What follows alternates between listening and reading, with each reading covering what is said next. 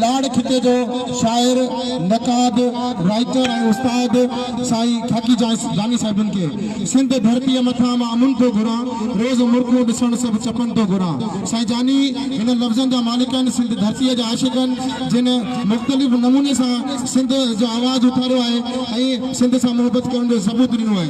तव्हांजी ज़ोरदार तारीफ़ में खाकी जानी।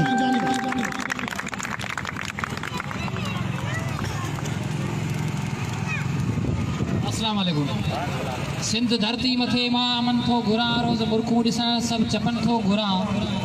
सिंध सरसब्ज़ सारी सदाई रहे मां त साओ वॻो लहे पटन थो घुरा। टेम हामी थियो सो हरामी थियो अॼु ख़रीदण उन लाइ कफन थो घुरा।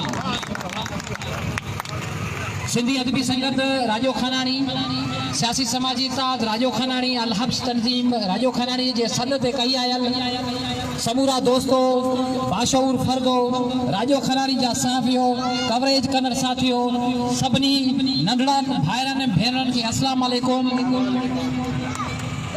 सभिनी खां पहिरीं तव्हांखे इहो ॿुधाईंदो हलां त अॼु जेको ॾींहुं आहे सो असांजी ईद जो ॾींहुं आहे ऐं तव्हां ॾिठो हूंदो त के माण्हू ईद जे ॾींहुं कारो वॻो पाईंदा आहिनि या अछो वॻो कोन पाईंदा आहिनि, नओं वेस कोन पाईंदा आहिनि।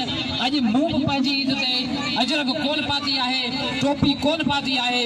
उन जो बि सबबु आहे जो डॉक्टर नम्रता कुमारी अॼु बि उन जो तव्हां अॼु बि उहा शहीद अॼु बि उहा वर्नाए रही आहे। सिंध जो शऊर ख़ामोश आहे, हुन जा कातिल आज़ाद आहिनि, हुन सां ज़्यादती कंदड़ आज़ाद आहिनि, वीसी आज़ाद आहिनि, सिंध हुकूमत ख़ामोश आहे। ऐं अॼु बि वाई पांदी जी उहा छोकिरी ख़ामोश आहे, उहा रड़े पई ऐं असांजो अवाम असांजी हुकूमत असांजा फ़र्द ख़ामोश आहिनि छो त वॾेरा ताक़तवर आहिनि। असांजे आइन खां बालादस्ती आहे, असांजे कोर्टनि खां बालादस्ती आहे, असांजे थाननि खां बालादस्ती आहे जो हुननि हिकिड़ो फ़ैसिलो ॾेई हिकु छोकिरीअ खे संसार करे छॾियो आहे, कारी करे मारे छॾियो आहे। जेकॾहिं असां ईअं ई ख़ामोश रहंदासीं, जेकॾहिं असां ईअं ई चुप रहंदासीं त असांजे राजे खानानी मां बि असांजा वॾेरा असांजा लाश कढंदा। असांजे नियाणियुनि ते ज़ुल्म थींदो रहंदो, असांजूं नियाणियूं स्कूलनि में कोन वञी सघंदियूं, असांजूं नियाणियूं पढ़ी कोन सघंदियूं, असांजूं नियाणियूं जॾहिं रोडनि ते निकिरंदियूं कुता बाहोड़ कंदा। अॼु बि ॾिसो राजो खानानी में तव्हांखे कुता जिते किथे नज़र ईंदा, छाकाणि त असांजूं नियाणियूं जॾहिं पढ़णु वञनि थियूं त अहिड़ा जाहिल माण्हू अॻियां अॻियां हूंदा आहिनि। उन जो सबबु इहो आहे जो अॼु उहे महिरूं न आहिनि रहियूं जेके सिंध जूं महिरूं हूंदियूं हुयूं, सुबुह जो फजर निमाज़ पढ़ंदियूं हुयूं या मंदिर मां थी ईंदियूं हुयूं, झंड हलाईंदियूं हुयूं। उहो झंड जो आवाज़ असांजी सकाफ़त हो, उन जी झंड जे आवाज़ खां पोइ उहे जॾहिं दुआ घुरंदियूं हुयूं त या अल्लाह ख़ैरु कजां, भॻवान ख़ैरु कजां, हिंदू मुस्लिम जो ख़ैरु कजां।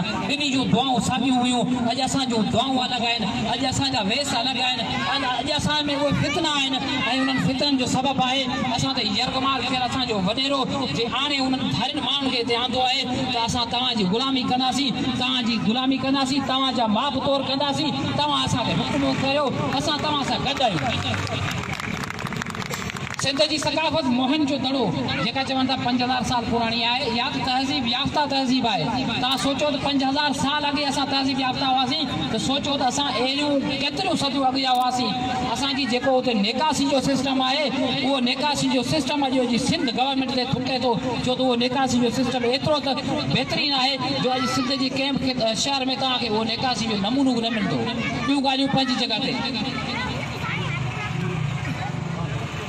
सबब छा आहे जो असां मां ख़ौफ़ कोन्हे वियो, सबब इहो आहे जो असां में शऊर कोन्हे आयो। शऊर इहो कोन्हे तव्हां डिग्री हासिल कयो, उस्ताद थी वञो, प्राइवेट स्कूल जा ओनर थी वञो। शऊर इहो न आहे तव्हां डॉक्टर थी वञो, शऊर इहो न आहे तव्हां मलेशिया में हुजो, शऊर इहो न आहे तव्हां ढाका यूनिवर्सिटी में पढ़ंदा हुजो या पढ़ाईंदा हुजो। शऊर इहो हुजे तव्हांखे तव्हांजी ॿोली जी ख़बर हुजे, तव्हांखे तव्हांजी तहज़ीब जी ख़बर हुजे, तव्हांखे तव्हांजे बचनि जो ओनू हुजे, तव्हांखे पंहिंजी क़ौम जो फ़िक्र हुजे। तहज़ीब इहा आहे, तहज़ीब असांखे इहो सेखारे थी त जॾहिं बि तव्हां वॾा थियो त पहिरीं पंहिंजे पाड़े जो हक़ अदा करियो, पहिरीं पाड़े ते हथु रखो। पर असांजो वॾेरो पहिरीं पंहिंजे पाड़े खे चीभाटे थो, नीस नाबूद करण जी कोशिशि करे थो, पोइ उन खां शहर में लहे थो, पोइ मुख़्तलिफ़ हिटिंदा वञे थो। उन जो सबबु इहो आहे जो असां जेके पढ़ियल लिखियल आहियूं से कुंड वछो वेठा आहियूं, असांखे खाइण पीअण मिले पियो, असांखे दलाली जी क़ीमत मिले पई, असांखे जेका माफ़ तौर करियूं पिया उन जो अघु अदा थिए पियो, असां पंहिंजी क़ीमत वसूल करे असां ख़ुशि आहियूं जे क़ौम जो बेड़ो गर्क थियो त छा थियो जेकॾहिं सिंधी आवाम तबाह थी त छा थियो रोड रस्ता वीरान थिया त छा थियो तव्हांखे ॿुधाए छॾिया तव्हांखे ॻाल्हाइणो पवंदो तव्हांखे उथणो पवंदो जेकॾहिं ईअं ई ख़ामोश रहा तव्हांजो हीउ हाई स्कूल छा तव्हांजा ई तइलीमी इदारा छा तव्हांजा ई प्राइवेट ओनर इदारा छा सभु शयूं तबाह थी वेंदियूं का बि शइ अॻिते कोन वधी वेंदी जेसिताईं तव्हां हक़ रचो था जेसिताईं तव्हां उन्हनि शयुनि ते क़ाबिज़ न रहंदा जेके शयूं तव्हां जूं पंहिंजूं आहिनि जेकॾहिं हीउ थाणो आहे या कंहिं वॾेरे जी मिल्कियत कोन्हे या अवाम जी मिल्कियत आहे इहे मुआफ़िज़ आहिनि असांजा पर छा आहे इन्हनि खे बि चिभाटियो वञे थो थाणे ते पंहिंजी हुकूमत क़ाइमु कई वञे थी थाणे मां वॾेरनि जा रिथड़ा हलनि था इहो जेकॾहिं निज़ाम आहे इन निज़ाम ते लहनत आहे अवां में जेकॾहिं गैरत कोन्हे असां में जेकॾहिं गैरत कोन्हे असां में बि लहनत आहे जेकॾहिं असां नथा पुछूं अॼु असां ख़ामोश रहियासीं सुभाणे असांजूं पीढ़ियूं नसल गुलाम रहंदा ऐं असांजे ग़ुलामी जी गार खां बचण लाइ हिते गॾु थिया आहियूं ऐं हुन गॾु थियण जो मक़सदु इहो आहे असां सभु गॾिजूं हिकु थियूं तव्हांखे कंहिं बि इदारे में को क्रिमिनल